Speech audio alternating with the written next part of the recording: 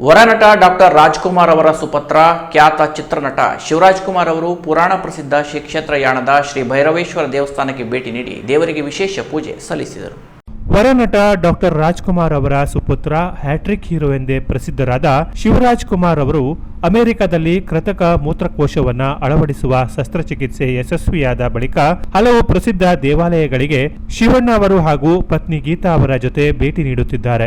ಅದರಂತೆ ಪುರಾಣ ಪ್ರಸಿದ್ಧ ಯಾಣದಲ್ಲಿ ನೆಲೆಸಿರುವ ಶ್ರೀ ಭೈರವೇಶ್ವರ ದೇವಾಲಯಕ್ಕೂ ಭೇಟಿ ನೀಡಿ ದೇವರ ದರ್ಶನ ಪಡೆದು ವಿಶೇಷ ಪೂಜೆಯನ್ನ ಸಲ್ಲಿಸಿದರು. ಶಿವರಾಜ್ಕುಮಾರ್ ಅವರು ಕಳೆದ 29 ವರ್ಷದ ಹಿಂದೆ ಯಾಣದಲ್ಲಿ ಚಿತ್ರೀಕರಣಗೊಂಡ ನಮ್ಮೂರ ಮಂದಾರ ಹೂವೆ ಸಿನಿಮಾದ ಚಿತ್ರೀಕರಣಕ್ಕೆ 1 ತಿಂಗಳು ತಂಗಿದ್ದರು.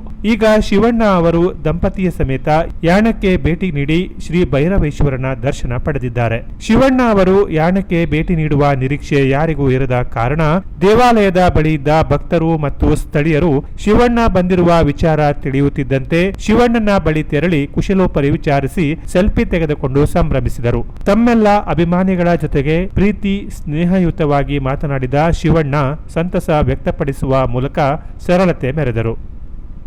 Canara plus news, Kumta.